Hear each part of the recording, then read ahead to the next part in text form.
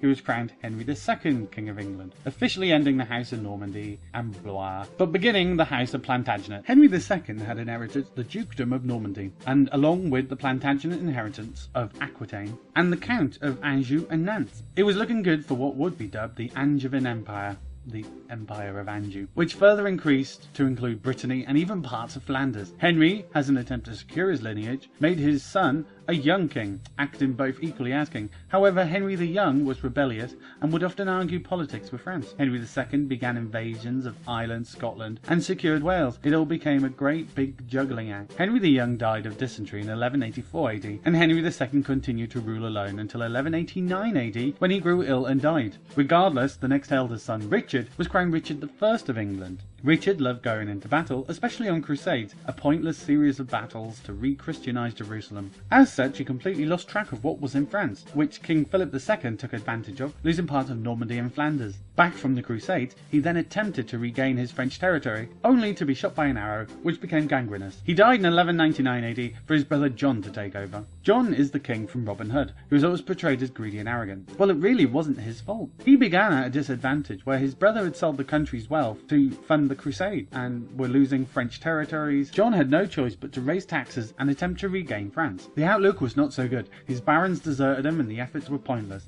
By 1204 AD, he had lost all but Aquitaine, yet somehow managed to gain power over Ireland. The courts were furious and demanded the king's rule to be restricted. They drafted a Magna Carta. John tried to run away with the crown jewels but got stuck in a swamp in Norfolk. He barely escaped, but the jewels were lost forever.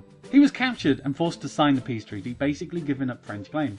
Shortly after, in 1216 AD, he died. John's son, Henry III, had an extremely limited rule. Agreeing to the Magna Carta version 1.5, there was little he could do anymore. Yet with high debts and terrible famine, he was still being blamed. He managed to arrange some sort of treaty with the people and did not go on any excursions because he couldn't afford them. He ruled for a whopping 20,483 days, making him the longest reigning king of England ever, beating Henry I. He died in 1272 AD, where his son Edward I took over as King of England, who eventually conquered Wales, captured the princes, and built castles everywhere, and since heir apparent has been given the title Prince of Wales. He died in 1308 AD, and his son Edward II was crowned King of England. He was forced to abdicate because his barons threatened to crush the French rule. He was really unpopular. So his son, Edward III, took over as King of England in 1327. He was promised by Philip of France, probably a different one, the crown, if England handed over Aquitaine. So he did, but lo and behold, Philip died before any of the paperwork was signed and stamped, and his successor stole the French throne instead. So began the 100 Years' War. Edward claimed the French crown not only through Philip's promise, but that of his mother was Isabella of France. France ignored female inheritance, and the war went on. Edward founded the Order of the Garter, changing the patron saint of England to St. George, and using St. George's cross on all his flags and arms. No, I mean like shields and things. Edward died in 1377 AD of an abscess gone wrong, and things were getting messy. I mean the time, not the abscess.